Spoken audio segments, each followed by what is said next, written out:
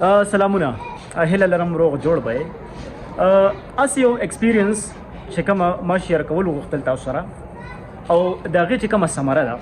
هغه سپیشلی چې زموږ کوم ټیچرز کمیونټي ده نو دغه په ذهن کې دا خبر راولم چې د میتھمیټکس چې کوم کلاس ده نو پاره کې اکثر سټوډنټس انتهایی کمزوري دي او الریډي چونکه زه تھرډ کلاس ته میتھمیټکس ټیچ کوم نو ما یو سټریټجی خبره کړه ما سوچ وکړو او ایکسپریمنٹ کوم تقریبا لګیا ما د 2-3 ورځې راسي خو نن چې کومه د کلاس ریزلټ دی هغه سوپر امیزنګ دی او هغه ما نه واغستې اونلی 2 days 2 ورځې رانه واغستې ما سره چې خوا کې ولاړ دی حبیب رحم خامخشه حبیب دا حبیب دی او دا چې زما خوا کې ولاړه ده دا ابنا ده دا دوه د خپل کلاس ټاپرز دي او که په سیکنډ پوزیشن باندې زه خبر وکم نو ما سره خالد دی خالد راشه دی خو راشه دا خالد دی خالد پرون ما داسې چلو کو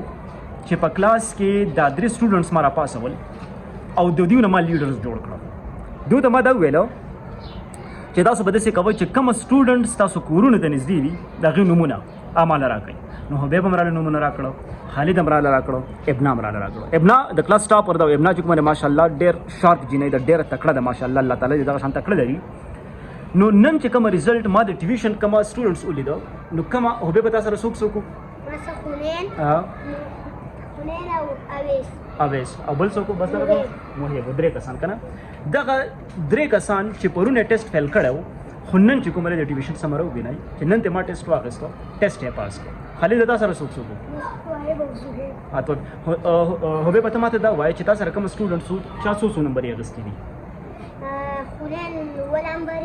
هونن 7 نمبر یې غستې دي او اویس 10 غستې دي او بل محیب نه راغله خالد تاسو سره چې کوم وګه سو نمبر یې غستې زهیب 6 نمبر یې غستې خو زهیب د اوسه پورې زموږ زهیب کومه ده زهیب رحم خامخشه دا زهیب دی او زهیب چې کومه اوسه پورې ټیسټ بچي پاس کړی دی کنه د پاس کړی ولنه زل دی پاس کړی کنه خیر اوس به تکړه کېږي ان شاء الله زهیب 6 نمبر یې غستې دی او بل تویب چې کومه هغه 5 نمبر یې غستې دی تویب هم روان دی ماشاءالله ها ابنا تاسو سره څوک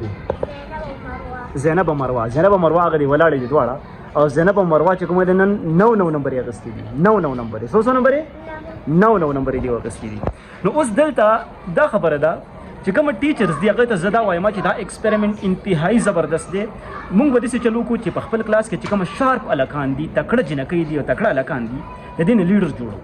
او دا سب ګروپس کې ډیوایډ کو چې کله چې په سیکنډ ټایم کې کوم دیو ته نږدې سټوډنټس دي چې دا راشي دا قابلان جوړ کی نو مخ په باندې بعد په دې معاشره کې یو پازیټیو مثبت تبدیلی به راځي نو هیله لرم دا پیغام دا زماره سایډ نه پیغام دی دا بس تاسو خوښ شوی یا په پد شوی نو که څوک هم د دې سره اګری کوي نو ډیفینیټلی دا ویډیو مخکې شیر کړئ مخکې شریکه کړئ چې میکزیمم خلکو ته ورسي او دا ایکسپریمنٹ دا په هر پرایمري سیکټر باندې ځکه چې پرایمري د همیشه لپاره دا بنیاد دی او موږ لکه فوکس کولی نو په ضد دې چې موږ